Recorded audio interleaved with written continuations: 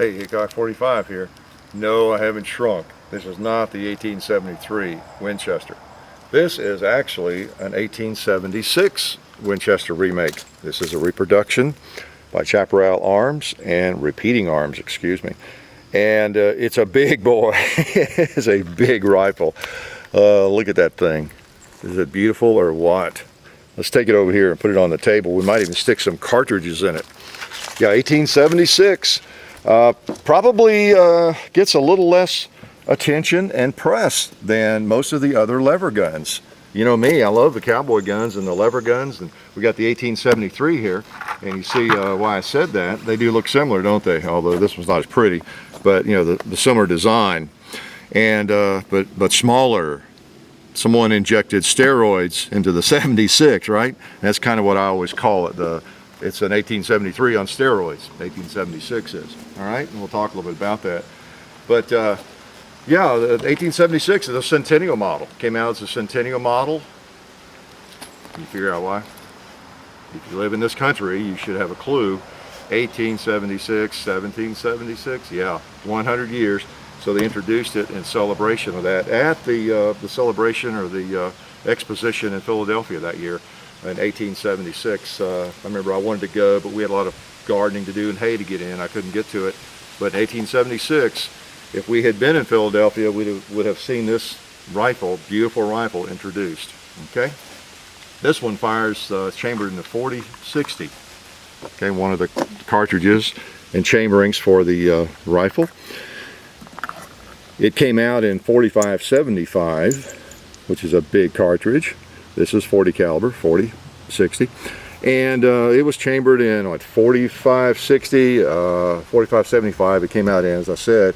And also 50-95 Express, a big cartridge.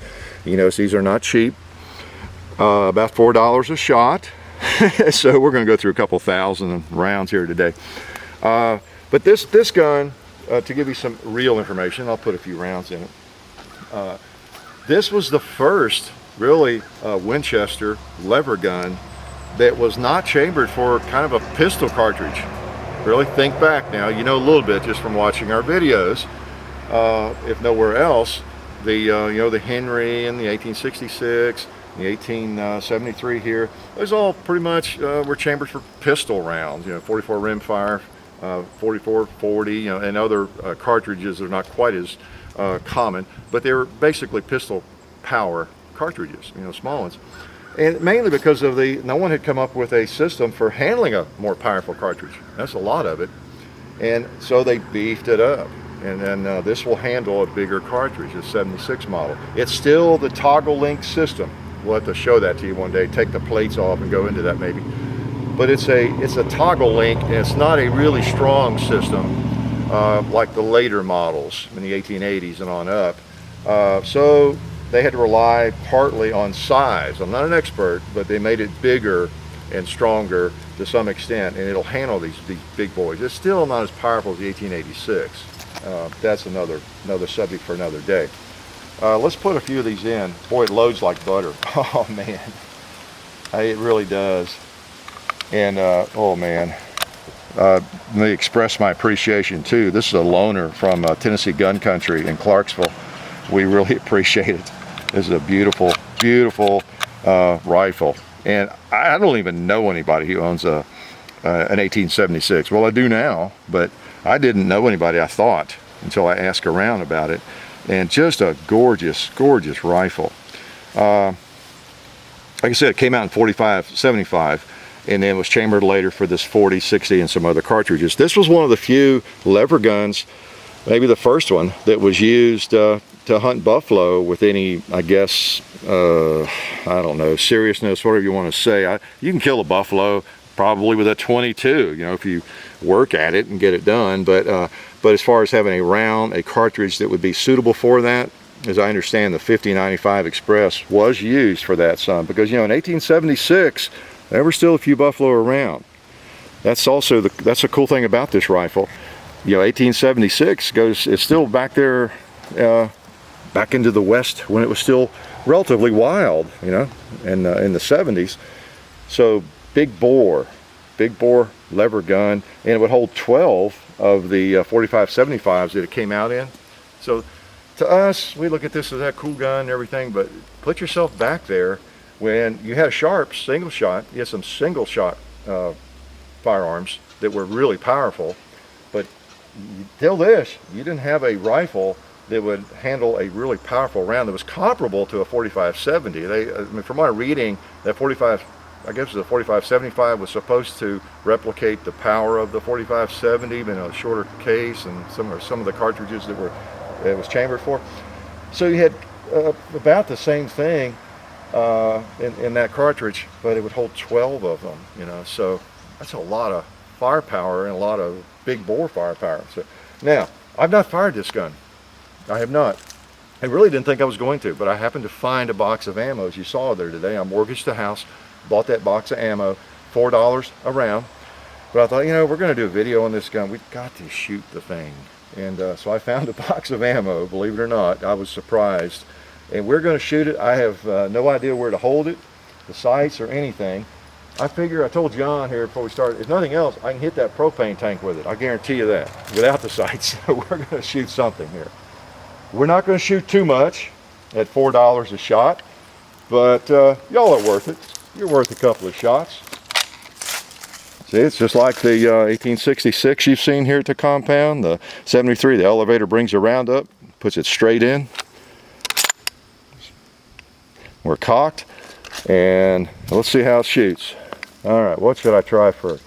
Why don't we try something easy, like that pink? Well, I say easy, I have no idea. I'll hold right in the middle of it. See what happens.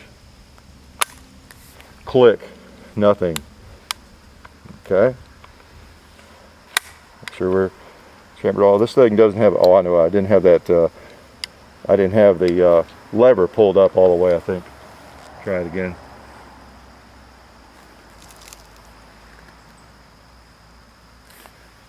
Well, we're going to try again, I guess. Let me see. What am I not doing? Pull up on the lever. So you've got a safety right there. I've got it pointed down range. See that little button there? You depress, and that's what enables it to fire. So make sure that's up all the way. I'll pull really hard on that. Okay, we'll try again here. Okay, I must not have been putting enough pressure on that. All right, let's try it again. We don't want to lose that brass, do we? All right, I was able to hit that. Well, let's launch way on out there and try one of those 2 liters right there. Yeah, maybe I'm not depressing that enough. Let's press a little harder.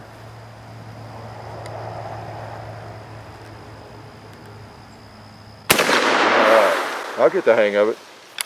I told you I hadn't fired it, and $4 a shot, you know, I just wasn't going to play with it too much.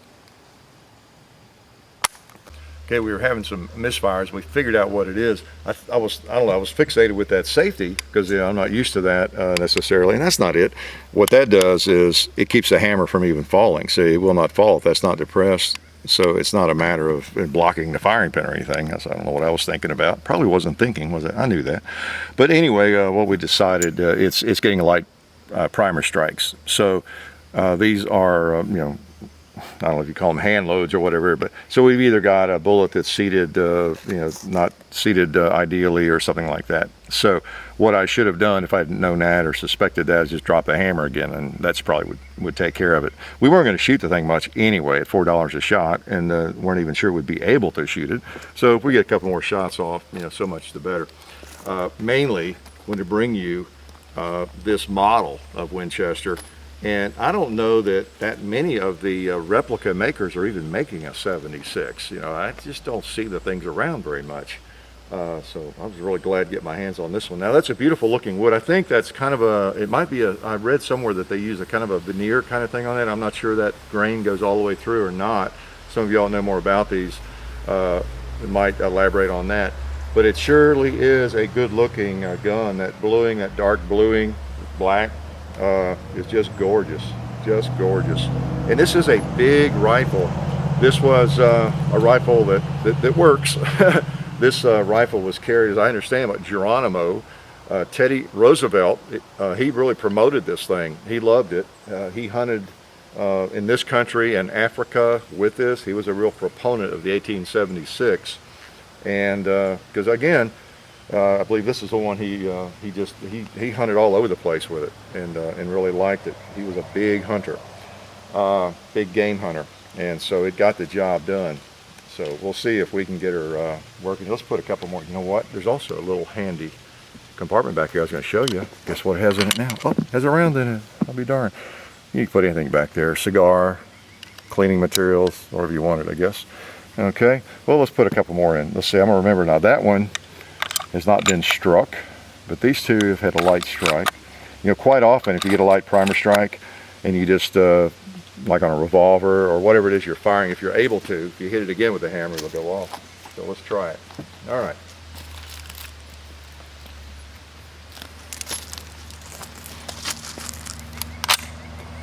So the elevator brings up the round, goes straight in. That's why these guns have such a smooth action. All right. Let's try that other 2-layer there. We may have to try a couple of times. Yep. All right, second time's a charm. That is often the case when you're, you know, having those issues. All right. I don't know where the thing's at. I'm gonna go on across the hill and try the cinder blocks.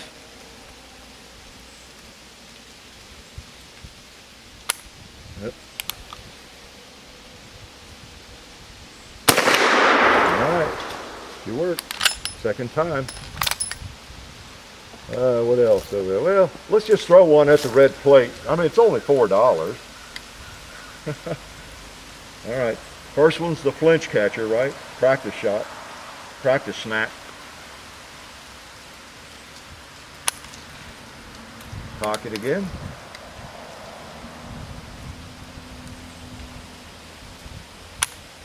Yep, I tried 3 on this one. All right, toppy too. Those sights apparently are right on. So the owner of it gave me some ammo. It's black powder, and I just wasn't going to shoot that in his gun and try to clean it and everything.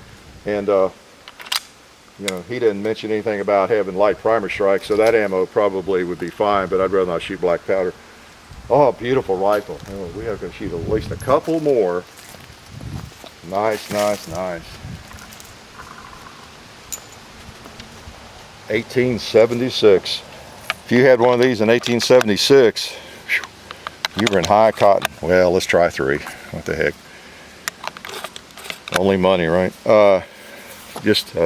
Again, first